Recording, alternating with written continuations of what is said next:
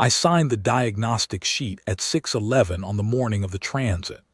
I remember the exact time because the galley had just started its first brew cycle, and the smell of pressed grain came up through the ventilation, and I remember thinking that I would get a cup before the jump window opened at 700. I remember the smell and the thought, and I remember walking the length of the corridor from my bunk to the navigation suite to collect the sign-off pad, and I remember looking at the columns and seeing nothing wrong. This is the part I come back to. I looked at the columns and I saw nothing wrong. I signed the sheet. I handed it to the duty officer. I went to the galley and poured my cup, and by 6:48 I was seated at my console in the navigation suite running final approach parameters for the jump into the VETH transit corridor. The rest of the morning was routine. Drive pre-spin-up at 6:55.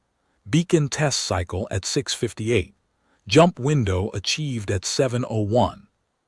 We were 11 minutes behind scheduled departure, which is what happened when Navigation Officer First Rank Sarath Voss took her time in the galley, and Senior Mission Director Ameth Krelv noted the delay in the log with the particular flat tone he reserved for events that were not strictly in violation of any standing protocol, but that he wished to record anyway.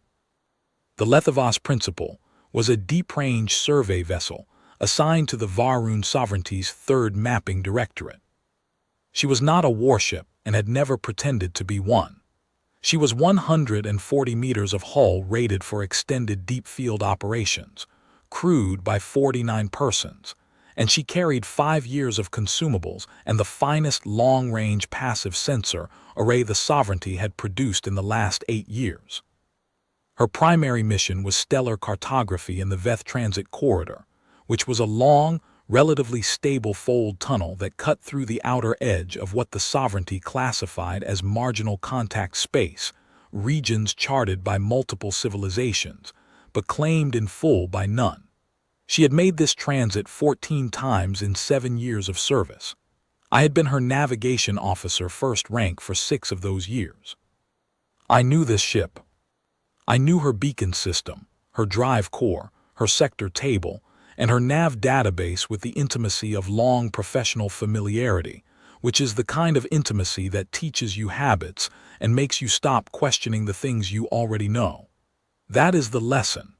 I tell it plainly at the start so that everything that follows has its proper weight.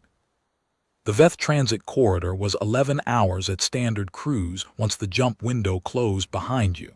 The corridor itself was stable. It had been rated Category 3 navigable by Sovereignty survey teams for 60 years, but it was not entirely smooth. There were magnetic turbulence pockets that required active navigation through 4 segments of the passage, and those segments required my attention.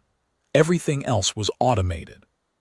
That was standard operating procedure for transit passage. We were 4 hours into the corridor when the drive core announced its first irregularity. I will describe it the way the log recorded it, because the log is more precise than my memory at that moment, and because the precise language is the point.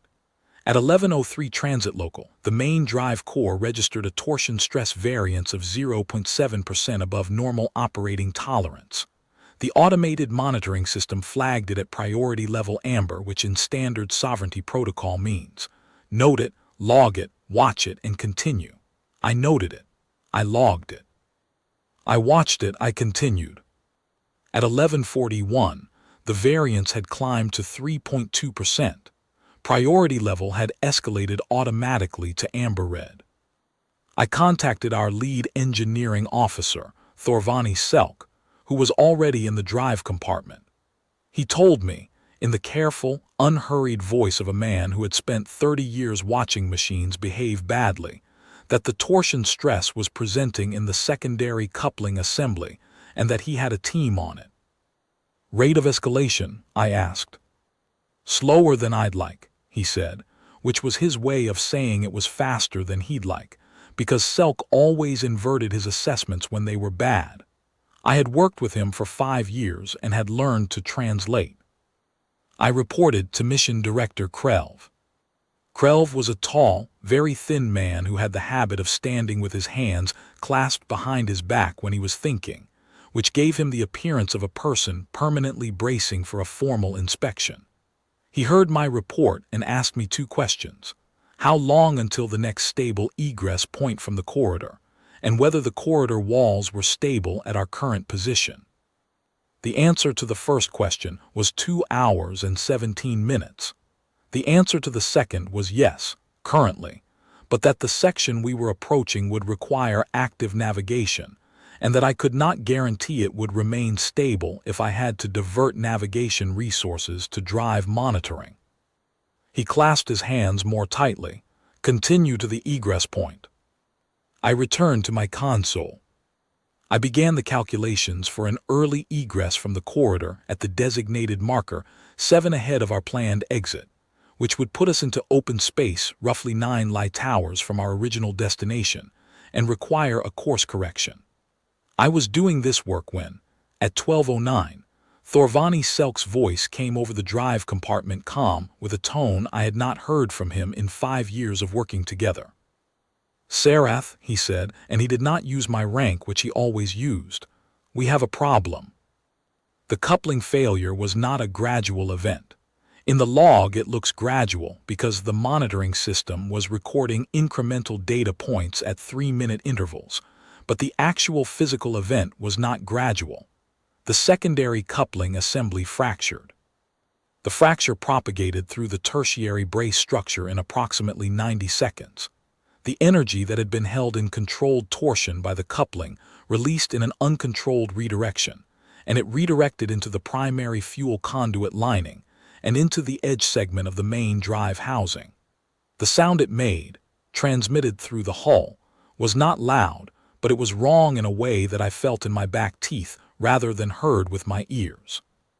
The drive did not explode. I want to be clear about this because when people hear the phrase drive core failure, they assume catastrophe, fire, disintegration. What happened was more procedural than that, and in some ways more frightening, because procedural failures are failures of a system that is trying to do its job correctly and failing incrementally. And there is a particular helplessness in watching a system that is working correctly fail anyway. The drive core sealed itself. The automated containment protocols activated in the correct sequence. We lost primary thrust at 12:14. We had emergency maneuvering thrusters, which gave us steerageway but not transit velocity. In a transit corridor, steerageway without transit velocity is a statement of the problem, not a solution to it. Krelv came to the navigation suite. He did not say anything for 11 seconds. I tracked this because I was doing the math on our position, our velocity, and the corridor physics, and I needed him to be quiet while I did it, and he was. "We're drifting," I told him. "Corridor flow will carry us to marker 9 egress at current velocity. Transit time at drift, 22 hours. Is the corridor stable through that segment?" I checked, partially. Segments 5 through 7 are within tolerance. Segment 8 is a turbulence pocket rated Category 2. I can navigate it with emergency thrusters if the pocket doesn't widen. Segment 9 approach is currently stable. And if the pocket widens, then we need to come to a stop before we reach it, hold station, and call for recovery. He was quiet again. "Recovery from the Veth corridor." "Yes. That will take." Sovereignty recovery assets are staged at Giriath Station, 41 light hours from our current position. At best speed response, recovery vessel arrives in approximately 37 hours. We have life support for 62 hours at full crew complement. That is comfortable. Krelv nodded once. It was a nod that acknowledged information without approving of that information. "We are not going to need recovery." "That is my preference also," I said. We needed recovery. The turbulence pocket in segment 8 widened at 1847. It widened quickly, not catastrophically, but enough. By my calculations, we had entered the leading edge of a magnetic stress zone that was cycling. which meant the pocket was not a fixed obstruction but an oscillating one, and trying to thread through it with emergency thrusters alone was not a calculation I was willing to stake 49 lives on. I told Krelv at 1903. He stood with his hands behind his back for a long time. "Hold station," he said. "Yes." "And the beacon?" "I'll run it now." This is the part.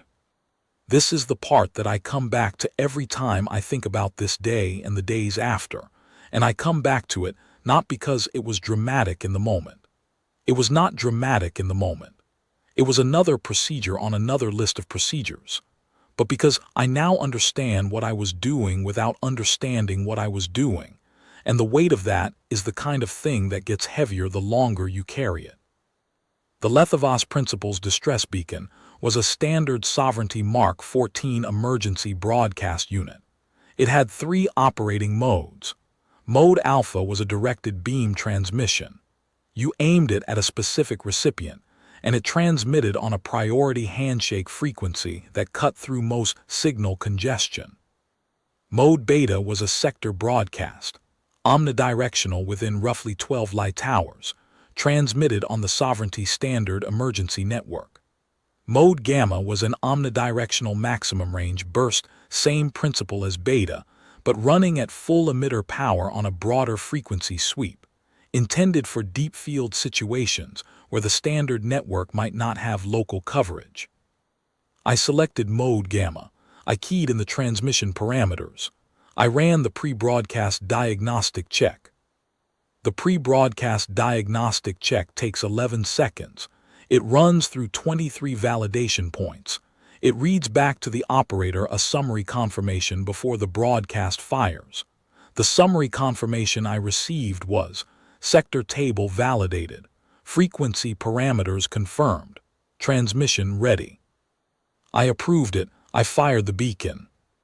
What I did not know, what I could not have known without reading past the summary confirmation into the raw diagnostic log, which no operator reads during an emergency because the summary confirmation exists precisely so that operators do not have to read the raw log during an emergency, was that the Lethivas Principles sector table had a data fault in its frequency allocation index.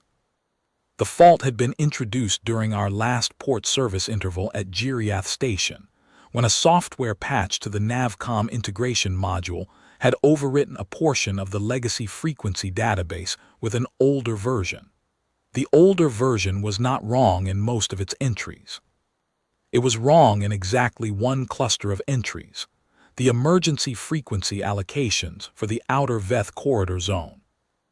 In the current version of the Sovereignty Frequency Table, the outer Veth corridor zone was mapped to the Coalition Emergency Relay Network, specifically to Coalition Relay Node 7, which covered this sector of the corridor, and which was the intended recipient of our broadcast. In the overwritten version, the version that was now installed in our beacon system, the version that the pre-broadcast diagnostic had validated without noting that it was a legacy copy, the outer Veth corridor zone emergency frequency allocation was a different entry entirely. It was an entry from a century and a half ago, before the Coalition Relay Network had assumed coverage of this region, when the corridor had been jointly surveyed by a Sovereignty Coalition independent party consortium that had included, as one of its independent contractors, an Earth survey operation. Earth's survey operation had maintained a listening post in the outer Veth corridor for the duration of that consortium contract. When the contract ended and the Coalition Relay Network came online, the Earth survey operation decommissioned its equipment and left.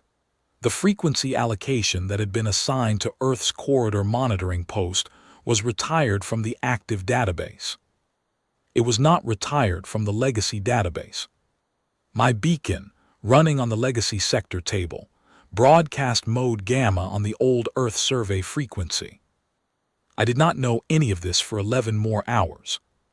What I knew for those 11 hours was that we had sent the beacon and were waiting. Waiting is a particular kind of work when you are aboard a vessel with drive failure in a transit corridor with turbulence ahead. There is always something to do: monitor the corridor walls, track the turbulence pocket cycle, watch the life support consumption rates, run contingency calculations, check and recheck the drive core containment status, speak to the crew. I did all of these things. I also, in the gaps between them, sat with the specific quality of thought that comes when you are the person who signed the last diagnostic sheet. I had not done anything wrong.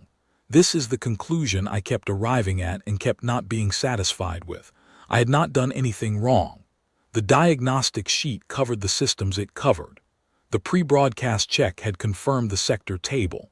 The overwrite had happened at the service facility, not in my navigation suite. I had not introduced the fault.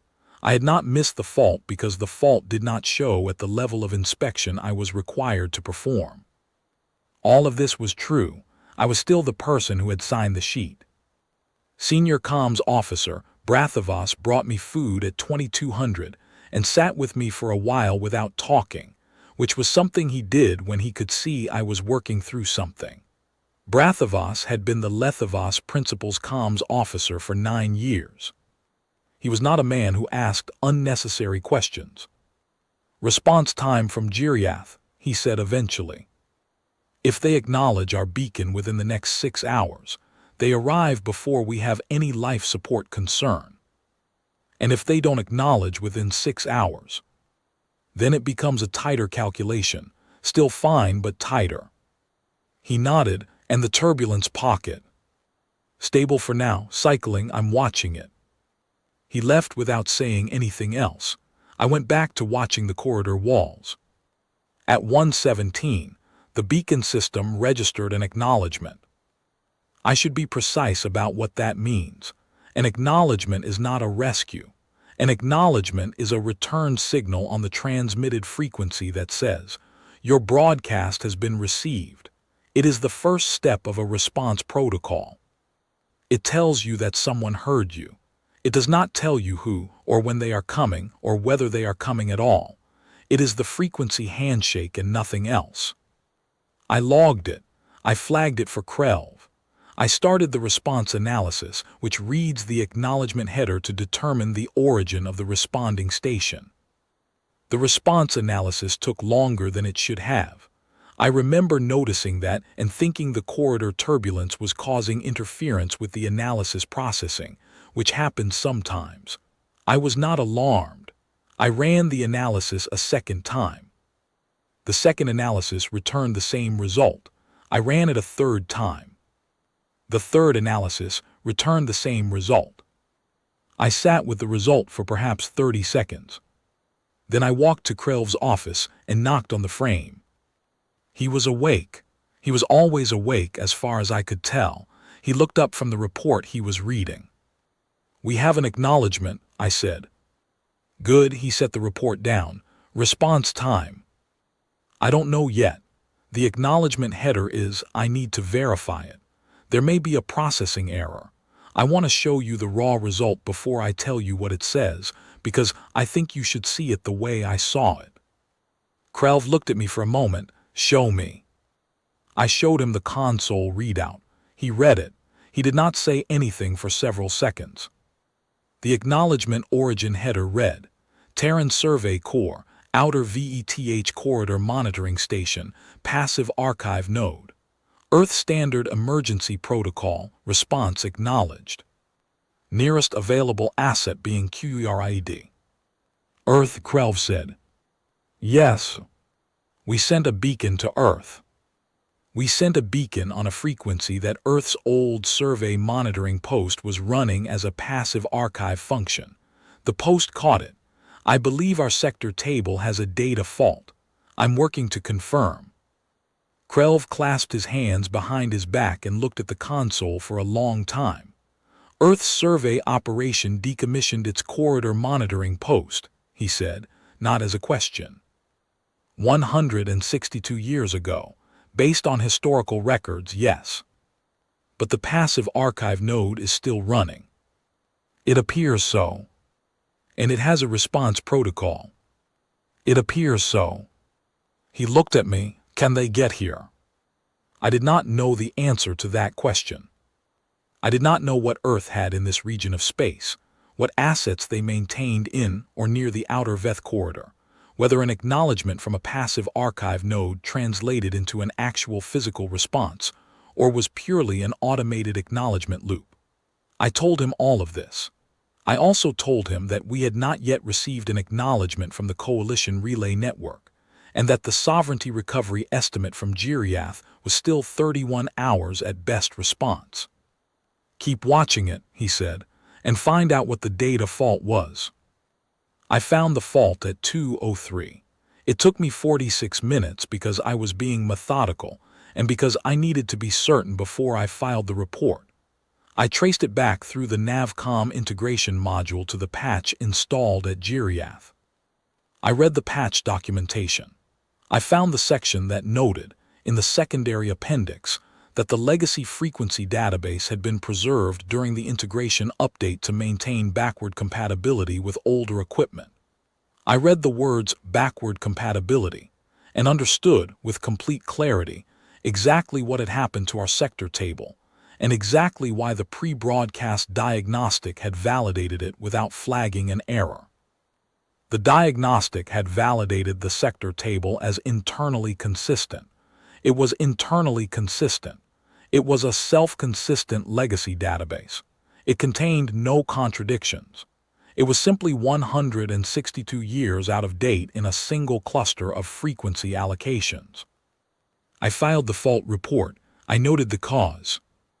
I noted that the pre-broadcast diagnostic had confirmed the table without flagging the outdated entries.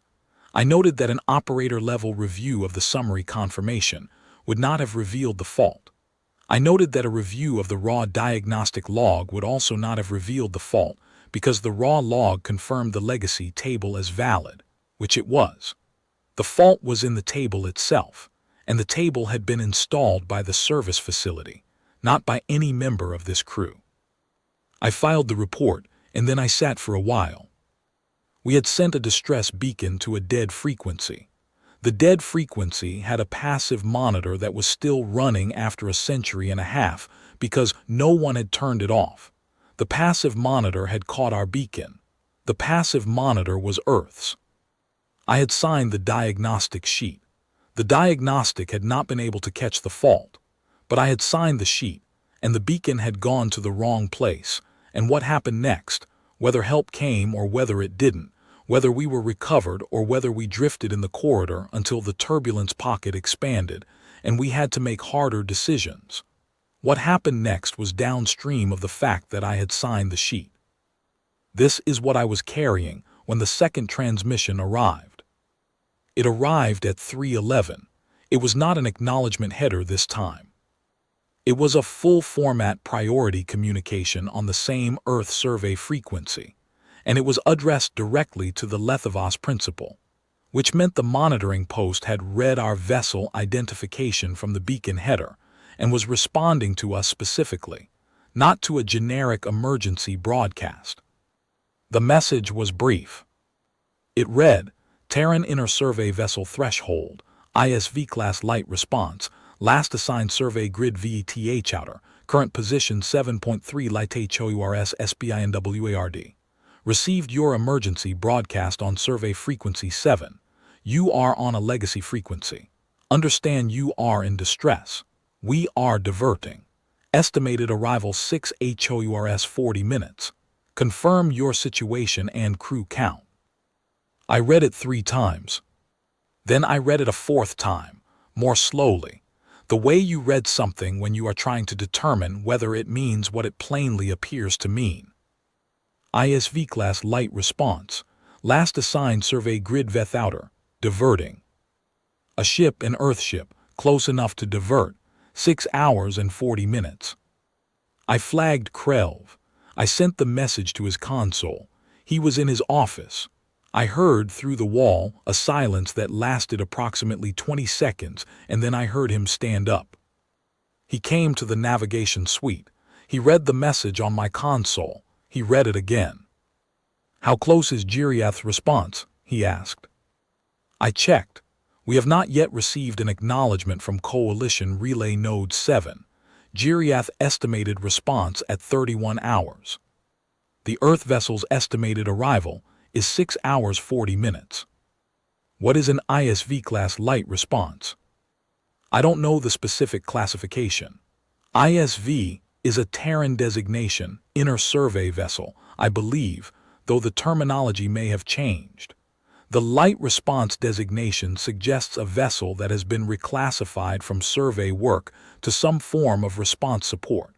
I don't have the current Terran classification tables. Krelv was quiet. I could tell he was doing the same calculation I had been doing, which was an unknown vessel from an unallied civilization, responding to a frequency we hadn't meant to transmit on, claiming to be 6 hours and 40 minutes away. Do we know if they can render drive assistance? He asked. I don't know their capabilities. I'll ask. I composed a reply and transmitted it. I reported our situation as requested: drive core containment failure, primary thrust loss, holding station ahead of a turbulence pocket, 49 crew members, life support rated for 62 hours at current consumption, no drive repair capability aboard. I asked whether they had towing capacity and whether they could advise on their vessel's capabilities. The reply came back in 47 minutes. Threshold to LETHAVOSS principal. Message received. 49 crew understood. We have towing capacity, short range, adequate 4-corridor extraction to nearest egress.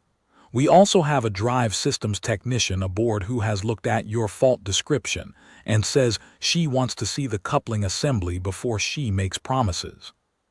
We have medical. We have berthing 449 IFNEADED. Continue to hold station. Do not try the turbulence pocket without US. Threshold out.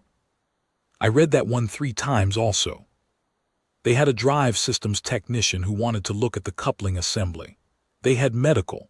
They had berthing for 49. They were not asking what our cargo was. They were not asking who had authorized our transit. They were not asking about our registry or our mission classification or our diplomatic status. They had received a broadcast on a dead legacy frequency, and they were diverting, and their technician wanted to see the coupling assembly. We did not aim the beacon at Earth, I said. I did not say it to Krelv specifically. I said it to the console, to the message on the screen. Brathavas, who had come back to the suite while I was composing the reply, looked at me from across the room. No, he said.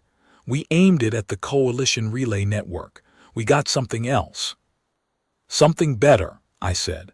And then I was not sure where that had come from because I did not know yet what the threshold was or who crewed her, or whether she could do what she was saying she could do, and it was premature and perhaps not even accurate. But it was what came out. Brathavas did not respond to that. He went back to his console. Krelv authorized the cooperative response protocol. We sent our corridor position data, our drive fault telemetry, and a layout of the turbulence pocket ahead. The threshold acknowledged all of it.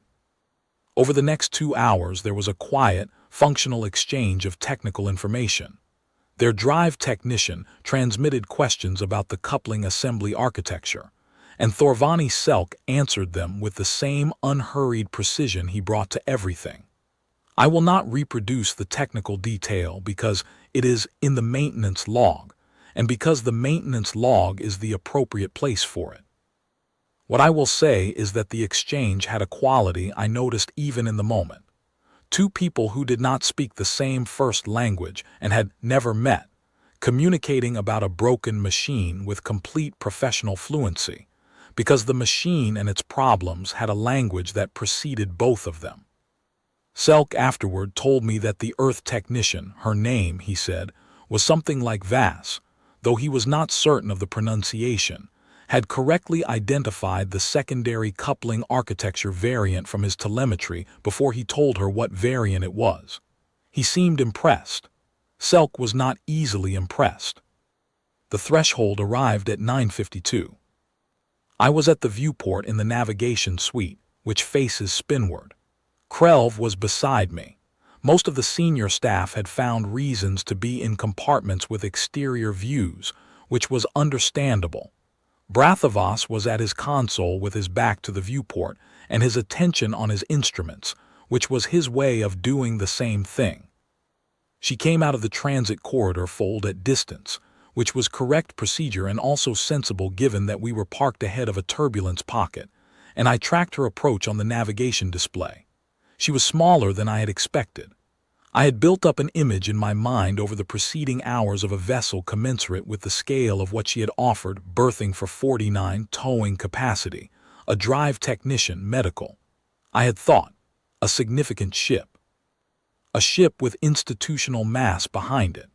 A vessel that carried its mission in its profile, the way sovereignty survey vessels carried theirs in the length of their sensor arrays and the bulk of their mapping compartments. The threshold was not that. She was, by my estimate, perhaps 90 meters, smaller than the Lethavas principal. She was visibly old. The hull had the patina of long service. The plates were mismatched at several seams where older sections had been patched with newer alloy that hadn't quite matched the original coloring, and the surface carried the microscarring of years of low-level debris impact. The fine gray texture that accumulates on any hull that has been in deep field for long enough. Her drive nacelles had the slightly squared-off profile of an older engine generation. A pair of external equipment mounts on her dorsal hull held what appeared to be passive sensor arrays, one of which had the bracket of a replacement unit, slightly newer than the rest, suggesting a recent field repair. She had no weapons visible, though Brathavas, who was more knowledgeable about these things than I was, said quietly that ISV-class light response vessels typically carried defensive systems that were not externally obvious. She was a worn, practical-looking thing. She was also here, and she had come 6 hours and 40 minutes to be here, and she was now threading herself through the forward section of the corridor with a patience and precision that I found, watching it, quietly instructive. She did not rush. She read the corridor current against her thrusters with small corrections, the way a navigator reads a familiar passage rather than a new one, though she had said herself this corridor was not familiar to her. She was also here. She matched our position over approximately 40 minutes, which was careful, patient work in a section of the corridor that wanted to push everything toward the turbulence pocket. Her approach vector was clean. Krelv watched the display without speaking. When she had achieved station keeping alongside us, a comm channel opened directly, not through the monitoring node, but a direct ship-to-ship on an emergency hailing frequency that our systems recognized. The voice that came through was unhurried and slightly hoarse in the way of someone who had been awake for most of the last night. Threshold to Lethavas principal. We're alongside. Captain Marin Delk. I have my drive tech suiting up to come over and look at your coupling assembly if you'll give us a docking clearance. I also have medical standing by if you have any injuries to report. How are your people? Krelv responded. His voice was steady in the way it was always steady, which I had come to understand was its own form of acknowledgement. Mission Director Ameth Krelv, Lethavas Principal. Our people are well, Captain. No injuries. I'm authorizing docking clearance now. We are grateful for your response. A pause, brief, perhaps 2 seconds. Glad we heard you. We'll get someone aboard. I want to note what was not said in that exchange, because the absence of it was also something. She did not say, you sent this on the wrong frequency. She did not say, we were not supposed to be your response. She did not say, you reached us by accident and we're not the coalition relay and we're not a sovereignty recovery vessel and this is not our standard operating procedure. None of that. She said, glad we heard you. We'll get someone aboard. The drive technician, whose name I eventually got right as Vas Arachna, crossed over at 10:19.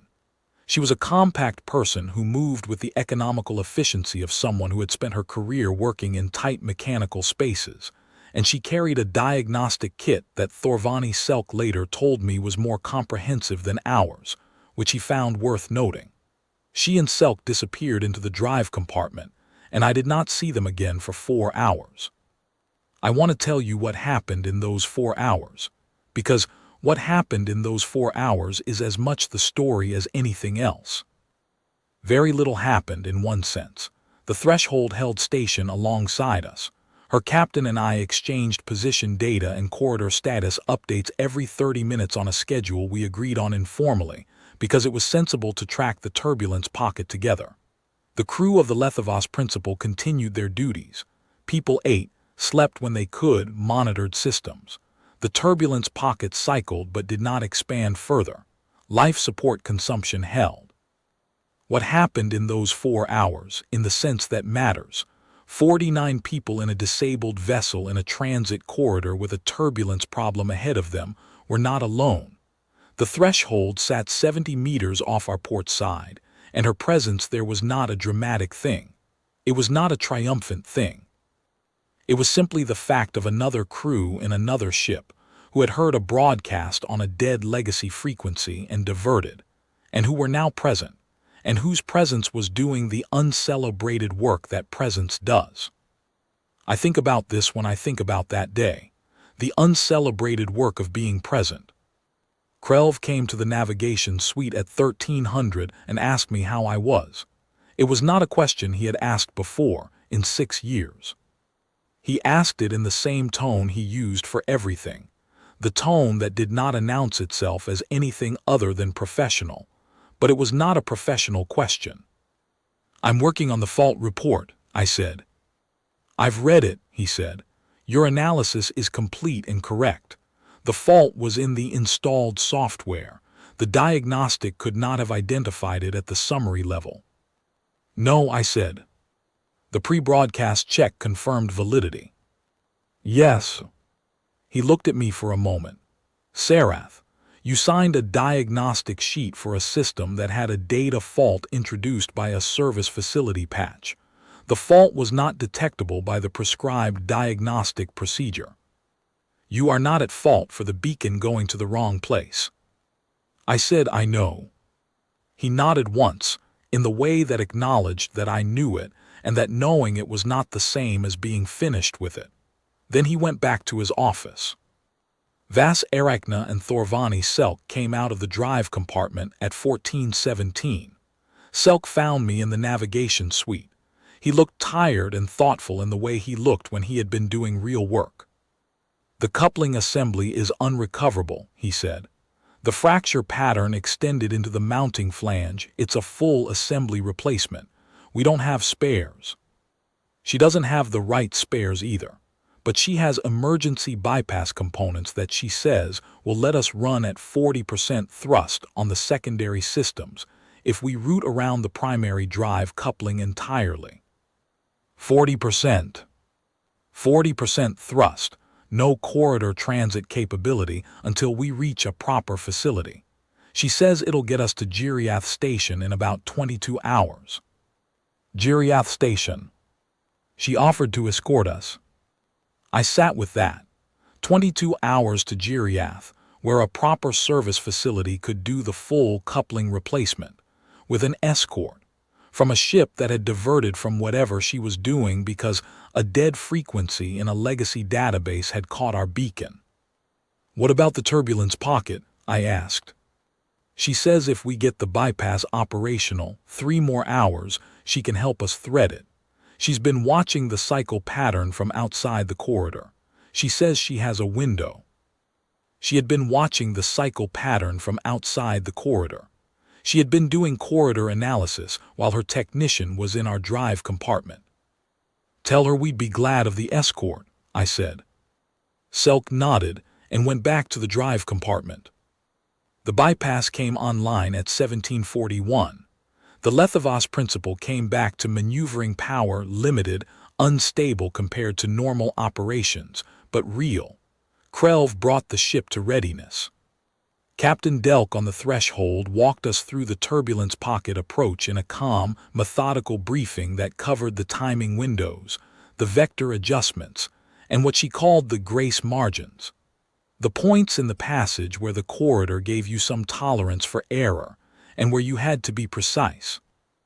You'll feel the current pull right at the fourth gradient, she said.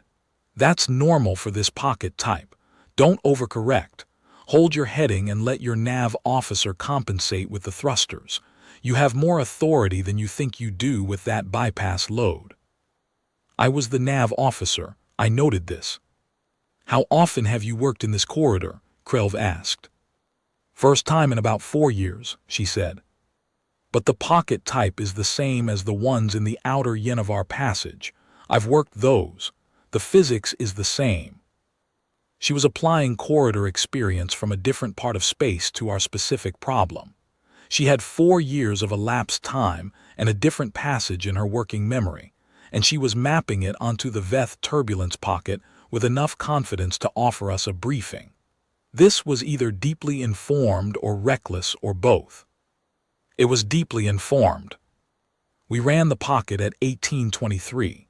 The threshold went through first, at full drive, threading the gradient markers and holding the line that she had described. We followed her vector 20 minutes later, with me at the navigation console, and Selk monitoring the bypass load from the drive compartment and Krelv standing behind me without speaking, which was the most useful thing he could have done. The corridor pocket had a visible signature on my passive sensors, a banded distortion in the field gradient that showed up as a thickening in the corridor wall geometry, pressing inward from the port side. The threshold had gone through it clean, and her track was still on my display, the vector line she had actually flown, which matched within 4 degrees of what she had described in the briefing.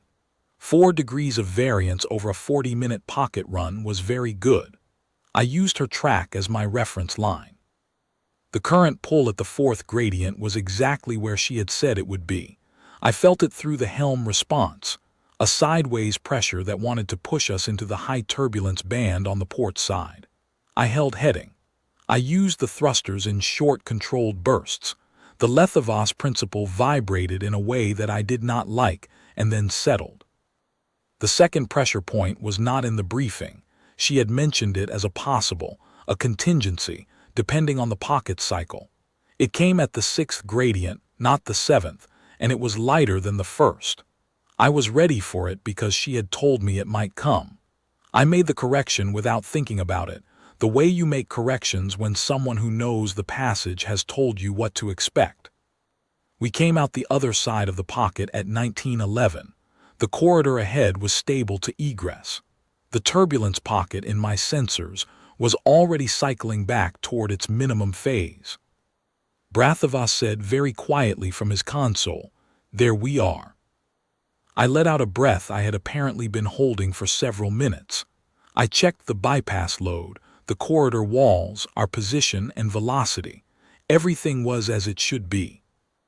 I also sat with a fact that I had not articulated to anyone during the pocket run, which was this. The turbulence pocket had cycled at almost exactly the timing that Captain Delk had predicted.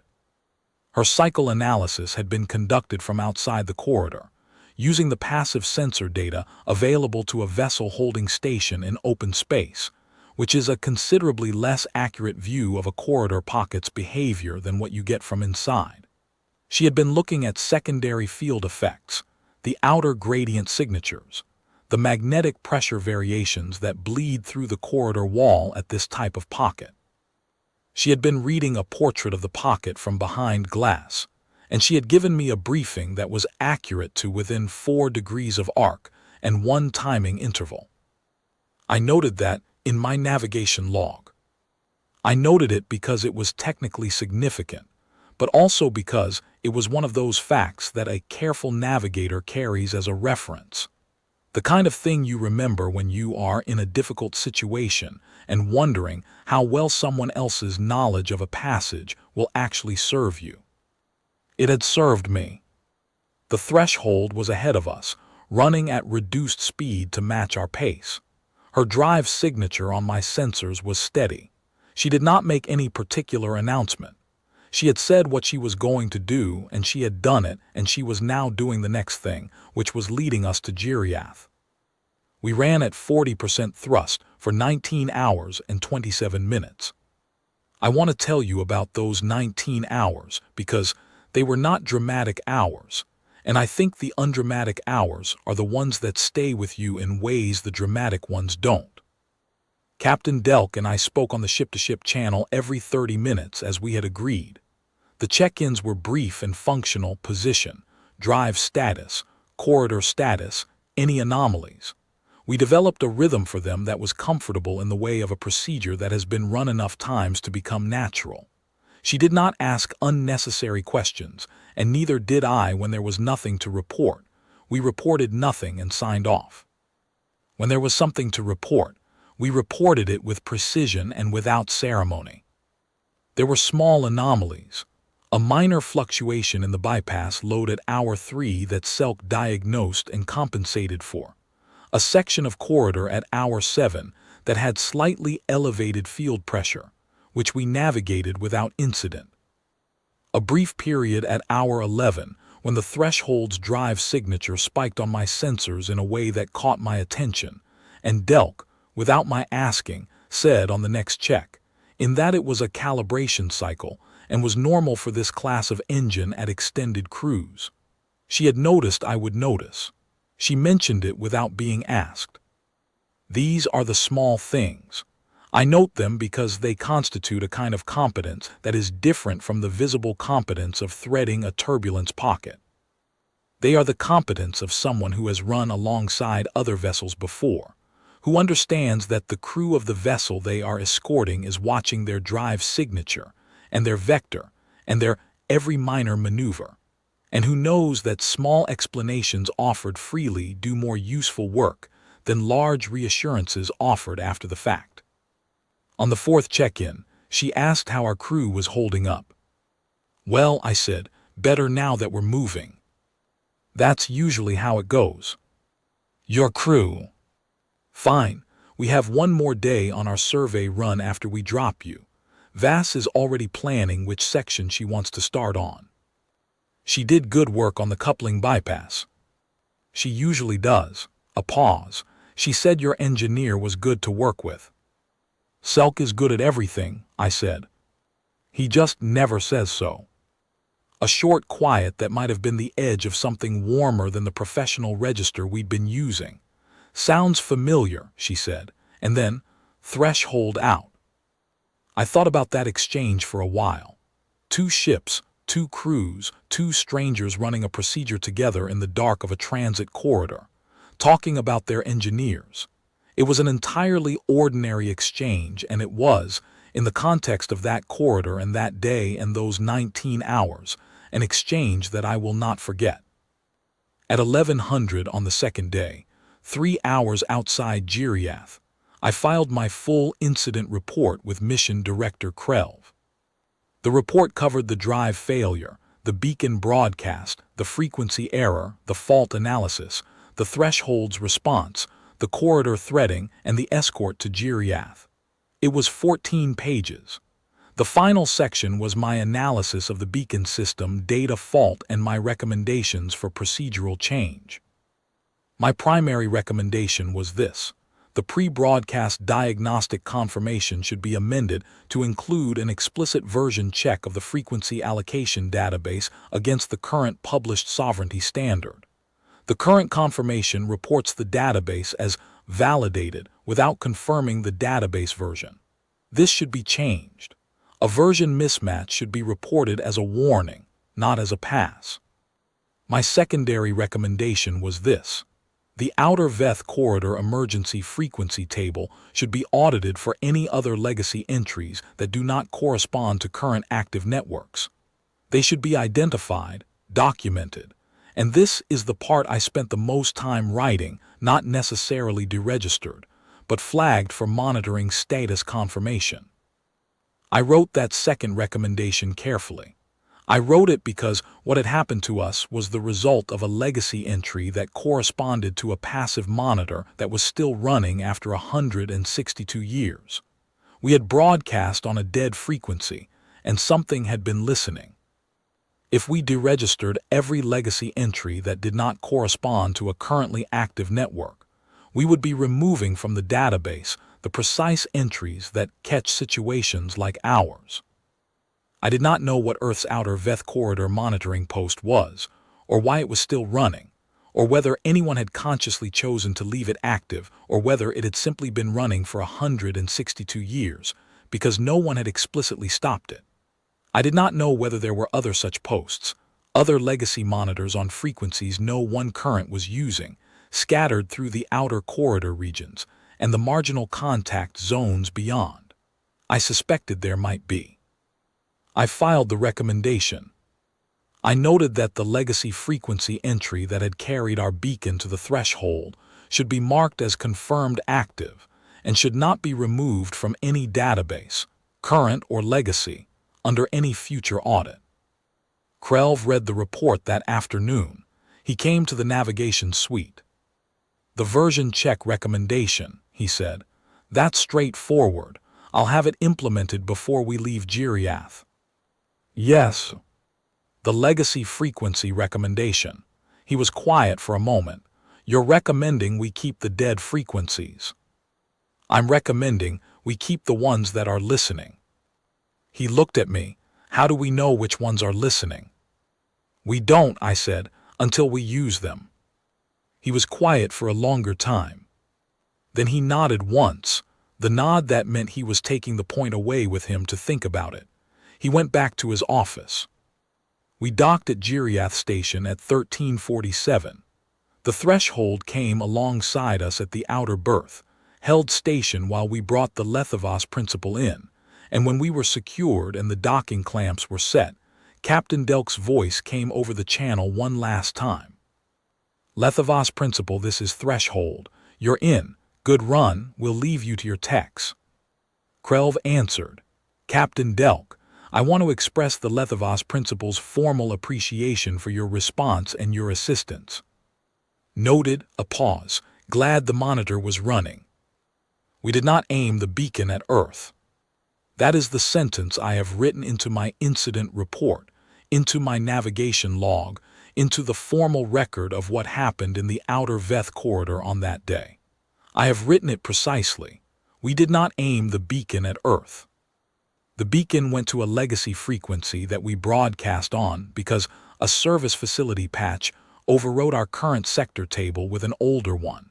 And in the older sector table, the outer Veth corridor emergency allocation pointed to a monitoring post that Earth's Survey Corps had established 162 years ago and never fully decommissioned.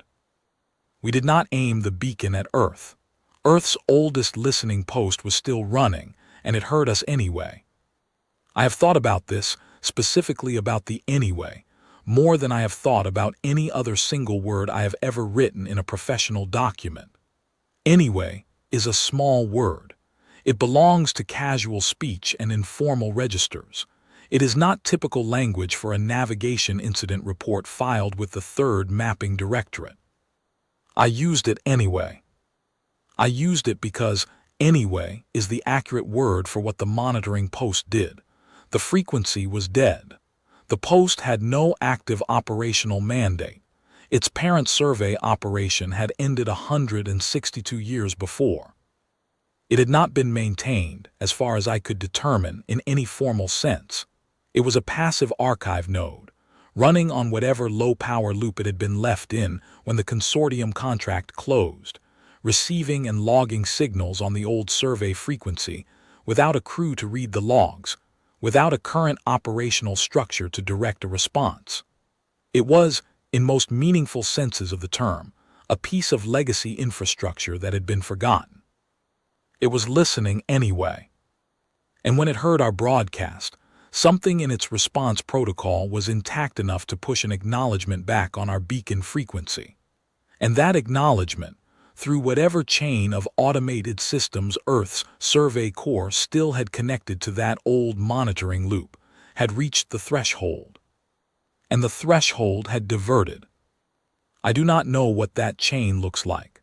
I have requested the technical documentation from the Sovereignty's Diplomatic Liaison Office, which is the appropriate body to contact for information about Earth survey infrastructure, but the request is pending and may remain pending for some time.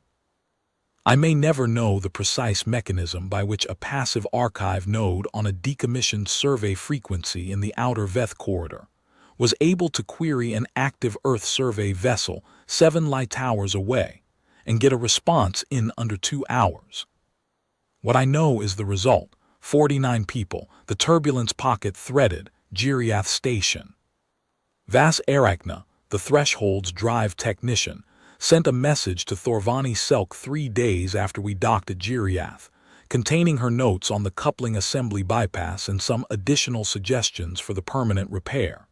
She marked it informal professional, which is a Terran communications designation I had to look up.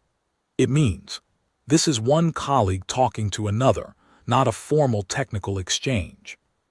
Selk read it, made several annotations, and sent back a reply with his own notes on the secondary drive routing architecture. He told me about it in passing, in the same tone he used to report drive status. She knew what she was looking at, he said. I knew it before I told her. Read the fault pattern off the telemetry. You said. I'm saying again, he said, because I don't often say things twice. I sat with that for a moment, then I went back to my console. The permanent coupling assembly repair took 11 days at Giriath. During those 11 days, I rewrote the pre-broadcast diagnostic protocol, as I had recommended, and submitted it to the 3rd Mapping Directorate for approval. I also drafted a second document, which was not part of any required reporting procedure, and which I filed with the Directorate under the category of Operational Recommendation for external consideration. This document contained my analysis of the Outer Veth Corridor legacy frequency situation, and my recommendation that the Sovereignty initiate a formal inquiry into what other Earth survey legacy infrastructure might still be running in the marginal contact zone frequencies. I wrote in that document, we do not know what other monitoring posts are still listening. We do not know what other passive archive nodes are still running on frequencies we have retired from our current tables. We do not know how many legacy entries in decommissioned survey databases correspond to infrastructure that is still, in some minimal operational sense, intact. We have assumed that decommissioned means silent. The Outer Veth Corridor experience suggests that decommissioned can mean quietly, patiently running, waiting for something to answer. I have no way of knowing whether the Directorate will act on this document. These things proceed slowly or not at all, according to the priorities of bodies I do not control. But I wrote it, and it is now in the record. The last thing I want to tell you happened on the 9th day of our repair stay at Giriath, in the late afternoon of the station's artificial day cycle, when the light through the observation ports had gone to the amber gold color that station engineers produce toward evening, because someone once decided it was calming. I was at a table in the station's common access lounge, with my aftershift cup of pressed grain and my navigation log open on my pad, writing up the final section of my incident analysis. The lounge was quiet. Most of the Lethavos Principal's crew had dispersed to the station for the repair stay, visiting the facilities, taking some rest, doing the various things people do when they have been in close quarters for weeks and are temporarily in a larger space. I was writing about the moment I had looked at the acknowledgement header, Terran Survey Corps, Outer VETH Corridor Monitoring Station, Passive Archive Node. I was trying to describe accurately what that moment had been like. I had been trying to describe it accurately since I had first sat down to write the incident analysis, and I had not yet found the right language for it. The language I kept arriving at was either too technical or too much the other direction, and neither served the record. Brathavos came and sat across from me without asking. He had his own cup. He looked at what I was writing and then looked at the amber light coming through the observation port. How do you write it? I said. He knew what I meant. Plainly, he said. I keep. Plainly, he said again. What happened and what it meant, in that order. I looked at my pad. I looked at the navigation log. Then I wrote, We broadcast our beacon on a dead legacy frequency, and Earth's oldest monitoring post in this corridor was still running, and it answered, and a ship came. Brathavos read it over my shoulder. He did not say anything. After a moment he went back to looking at the amber light. That was the right language. I left it in the report. I think about the diagnostic sheet I signed on the morning of the transit. I have thought about it every day since, in various qualities of thought: guilty, analytical, rueful, wry, something else that I don't have an exact word for. What I know is this: the fault was not mine to catch. The procedure was correct. The diagnostic was performed correctly. What it caught, it caught. What it missed, it missed. And what it missed was not because of negligence, but because the fault was in a layer below the diagnostic's reach.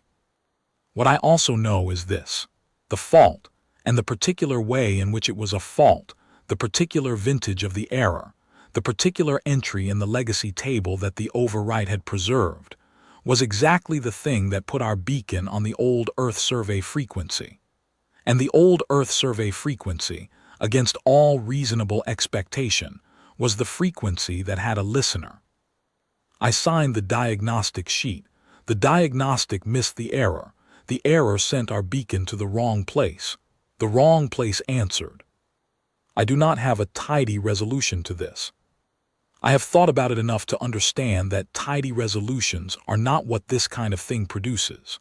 What it produces is the knowledge that the boundary between error and outcome is not always where you expect it, and that the consequences of an error can run in directions that the logic of error does not predict.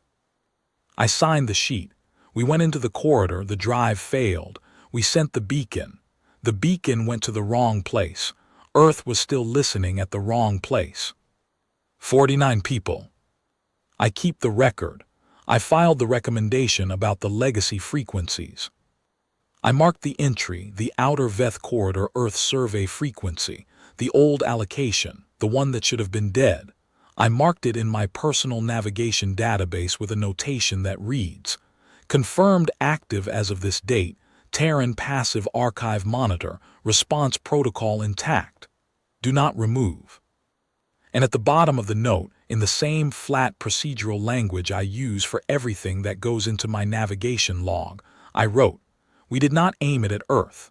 Earth's oldest listening post was still running. That is the complete record.